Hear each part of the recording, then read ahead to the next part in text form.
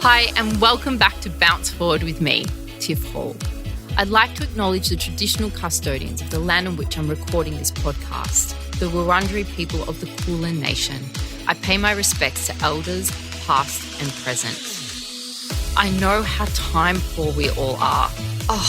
So today I've got 5 simple tips for you to find an extra 20 minutes back in your day.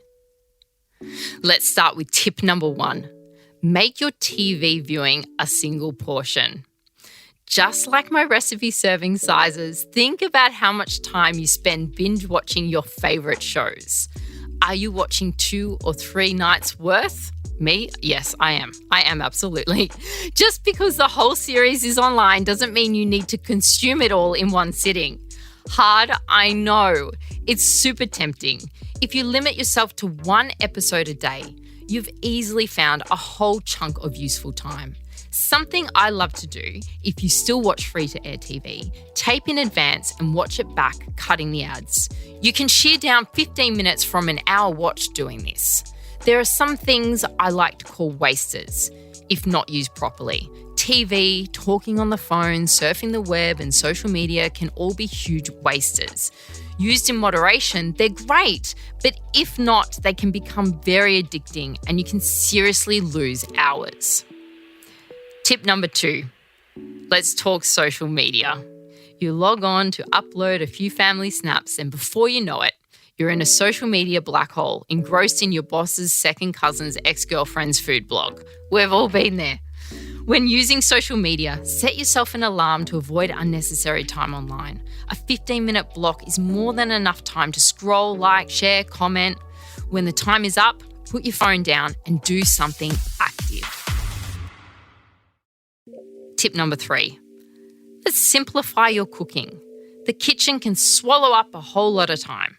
So, if you're time poor, choose a recipe that's either super quick to prepare or one that you can toss in the oven and leave for 20 minutes or more.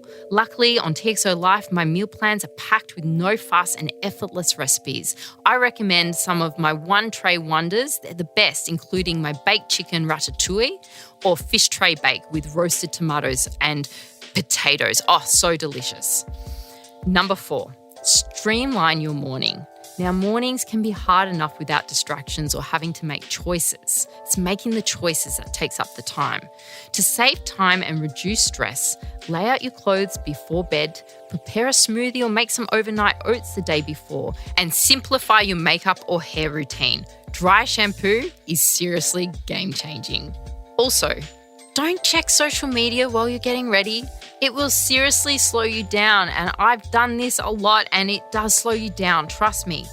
My mornings with a 6-year-old and a 1-year-old are big time hectic, but it helps me to be super duper organised. Lunches are packed the night before, bar the sandwiches, which I make fresh in the morning. It's the only thing I need to do. Clothes and uniforms are out ready to go and school bags are packed. It's the teeny tiny little things done the night before that make such a huge difference. Sometimes I even sleep in my activewear so I can jump out of bed and do a quick 20 minutes before the kids get up. That's a super tip. Sleep in your activewear. Super comfy.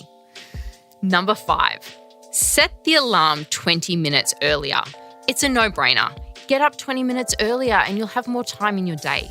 A simple change to your routine can help you find those extra minutes to work out, stretch, or meditate. I place my alarm out of arm's reach so it forces me to get up, and then I open the blinds to get the sunlight in. These 2 things help me to get moving. Otherwise, I do press snooze.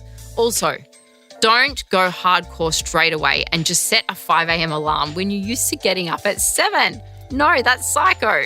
The best way to successfully shift your sleep cycle is to do so gradually in 15 to 20 minute increments.